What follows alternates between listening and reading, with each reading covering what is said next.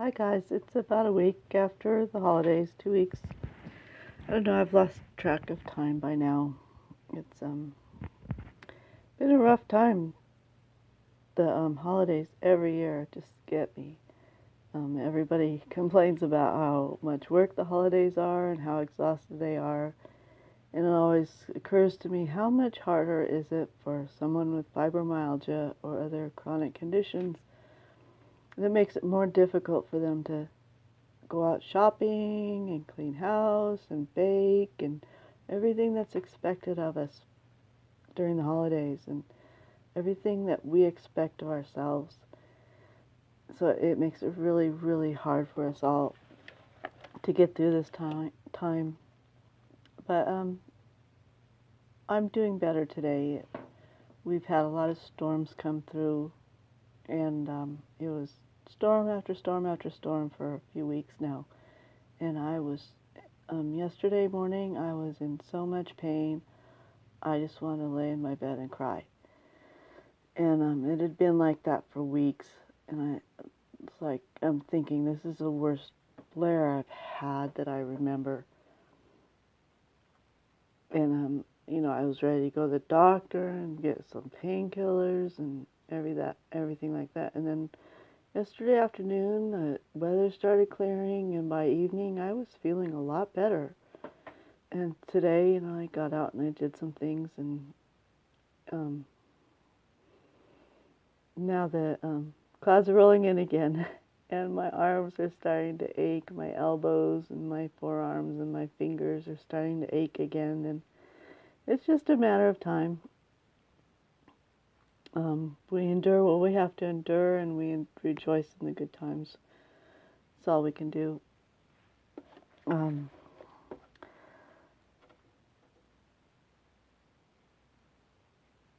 I have been watching, sorry for the big pause, just trying to gather my thoughts here.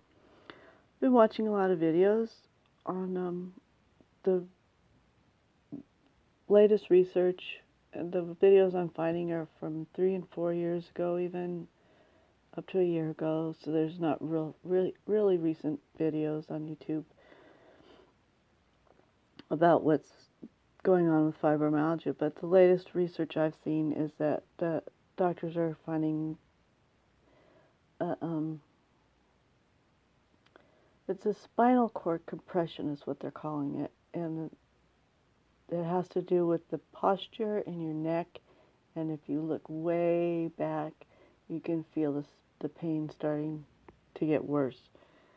And what they're thinking is because of the spinal cord always being compressed like that's causing the nerves to overreact and the endorphins and stuff to kick in, and so it's a constant barrage, and your brain starts reacting to that constant barrage of your spinal cord being compressed like that.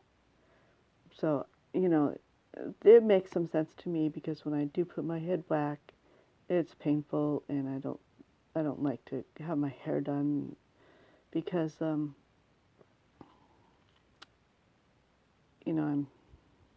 sitting up and I'm having to put my head back and things like that, so that it increases the pain. And so that makes sense to me, it really does. They also talk about the heightened awareness of pain, and I don't know that I agree with that, because the injuries I've had in my life and the things that I've went through in my life, I don't think that I was asking for more pain relief than a normal person would. I had 3 children. I had them naturally. I didn't use any spinal cord blockers. I didn't ask for any pain medication. After my 3rd, I had a tubal ligation, and after that surgery, I couldn't sleep. So the nurse kind of insisted that I take the painkiller just so I could sleep, and that's the only painkiller I took during that time. And I've twisted fingers and I broke a toe, and I don't, I don't remember even taking Advil for those situations. But I do take Advil and I do take Tylenol for headaches and for the body aches. So I don't know that it's been proven that we are more sensitive to pain. I know one doctor talked about this. They squish your thumb, and they squish your thumb, and they see how much pressure you can take before you're saying, "Ow, that hurts." And I understand there's pressure points that are more sensitive in fibromyalgia, and that's how they're diagnosing it, is the pressure points that cause pain on those pressure points.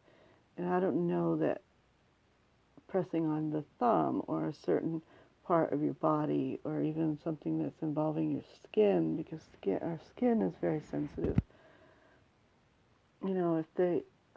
I think they need to reevaluate that test to see, okay, that kind of pain hurts more, but does this kind of pain hurt more? And really look at it like that. So I don't know if I agree with that part.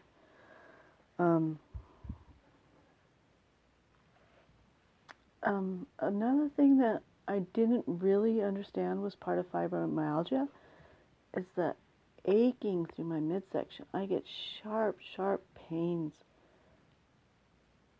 And the best way I've heard it described is voodoo doll pains.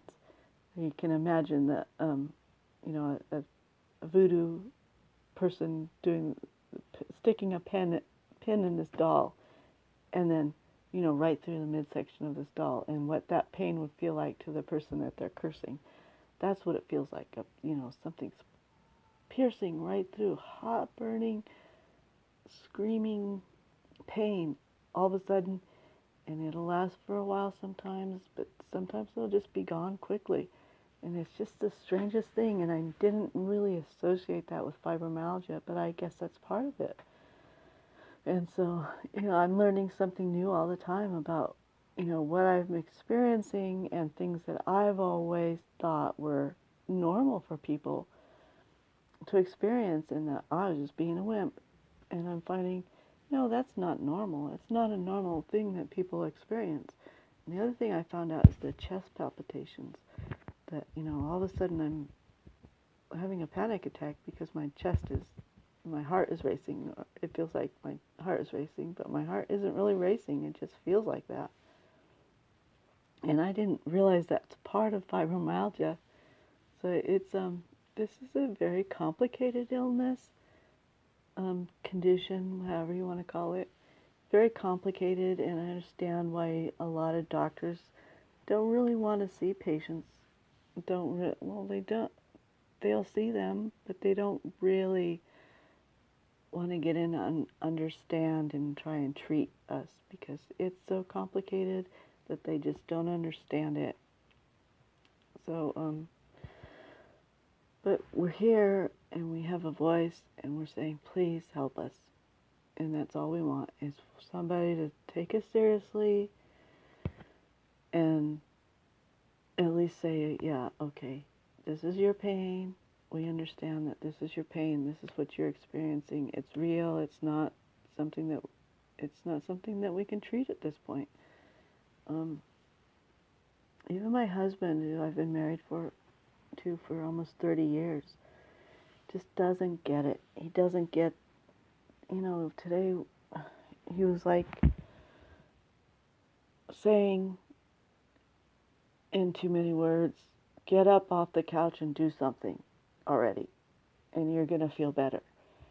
And he doesn't get, okay, yeah, I might feel better for a little while, but tomorrow, the next day, I'm going to crash and I'm going to feel worse.